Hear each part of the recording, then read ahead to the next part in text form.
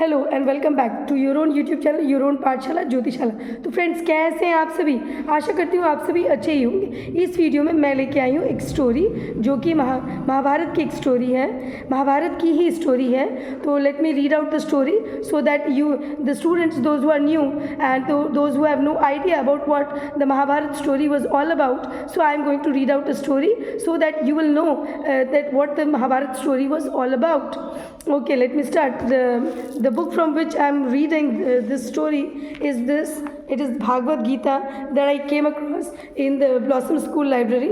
I came across this book and I found this book very interesting and I thought of sharing it with you as well. I was going through the story, then I found that it will be a help for the students who are new and like the standard 3, standard 4 students who are new and have no idea about what Mahabharata is. So let me give you a little knowledge or a summary about the same. Let's continue. And yes, before I proceed, if you have not subscribed to my channel up till now, then do subscribe to my channel and don't forget to like and share with your friends. And yes, don't forget to hit the bell icon button so that you will come to know as soon as I upload a new video, you will come to know if I have uploaded. And let me know in the comment section as to what kind of videos you would like me to upload it for you. So let's continue with the story. A long time ago, a king called Pandu ruled in Hastinapur, a place near the bustling modern metropolis of Delhi. He became a religious hermit, died young, and left behind 5 sons. In his place, his brother Dhritarashtra, who was blind, became king. The Pandavas as Pandu's sons were called, that is, the sons of the Pandus were called the Pandavas, grew up with the 100 sons of Dhritarashtra, known as the Kauravas. So the 100 sons of Dhritarashtra were called Kauravas, and the 5 sons of Pandus were called the Pandavas. All of them were trained by Dronacharya in the arts of warfare.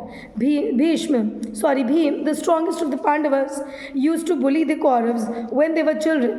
Duryodhan, the eldest of the Kauravas, did not like this. Also, he was afraid that the just and truthful Yudhishthir, the eldest of the Pandavas, would get the throne instead of him. He was so jealous. He was so jealous. Finally, a lot of plotting, Duryodhana, with the help of his uncle Shakuni, managed to invite the Pandavas to a game of dice. By the time the kingdom had been divided in half between the Kauravas and the Pandavas. Unfortunately, Yudhishthira lost his entire kingdom and all his possessions in the game. Not only that, he lost Draupadi, the wife of the Pandavas too.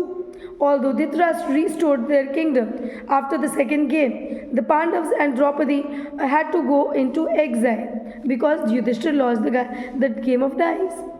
Lost in the game of dice, and that time it was it was the rule of the game that if you lose in the game of dice, then you have to give your precious things. And his wife, even his kingdom, his wife were at stake. When the Pandavas returned after 13 years, Duryodhan refused to give them any part of the kingdom. Krishna, king of the Yadavas, tried to mediate, but he failed. A war thus began on the field of Kurukshetra. This is what is the story of Mahabharata, and this is how the war began.